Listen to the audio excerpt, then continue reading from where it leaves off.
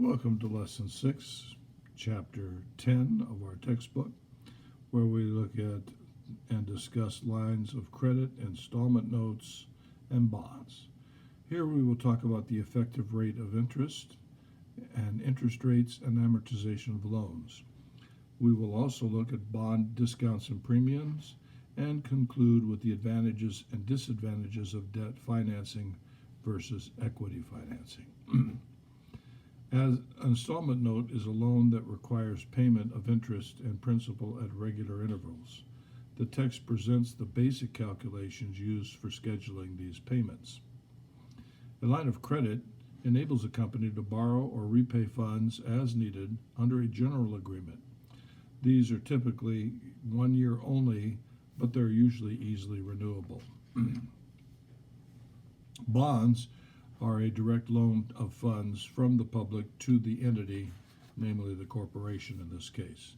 Here we cover ideas like maturity dates, secured and unsecured bonds, bond ratings, and special features.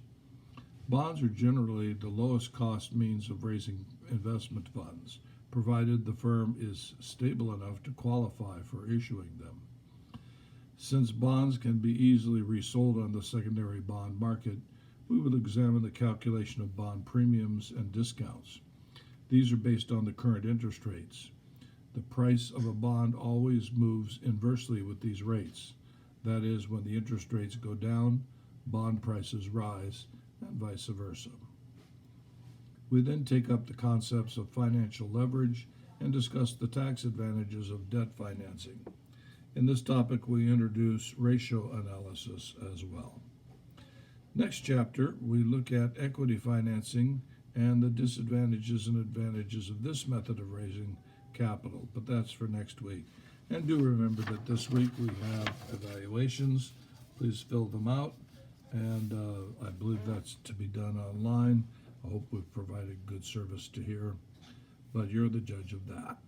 Then lesson 6, note we have 6 learning objectives that we discussed in the video already, and then the discussion questions we have just for chapter 10, problems 24, 5A, 7A, 35A, 16A, 17A, and the comprehensive final problem, 68 to 69 pages.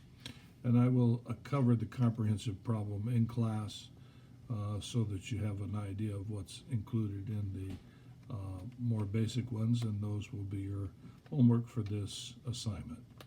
Do remember also that next week, week 7, is Valentine's Day, and it is a holiday. No, it's President's Day. Doesn't matter what it is.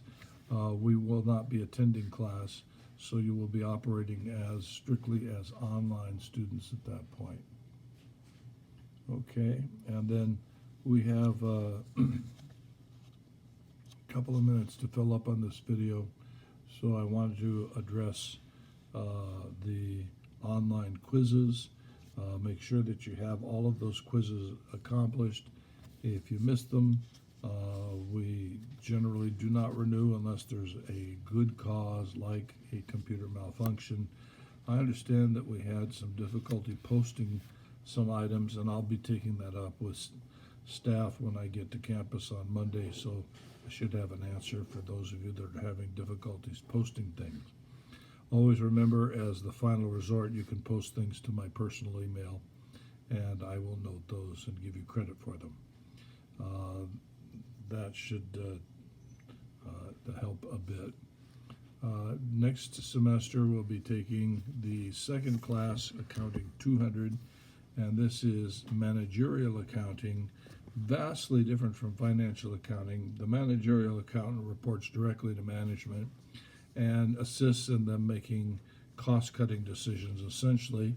Hence, the original title of the course for many, many decades was Cost Accounting. And that is what the firm controls, is cost, not revenue. Having said that, we will look at how accountants generate useful information that's shared only with management in order to guarantee competitive advantage against other firms. I think you'll find this much more interesting chapter, much more interesting course rather, than the current one, which is basically mechanical in nature. Okay, looking forward to seeing you all Monday night. Take care.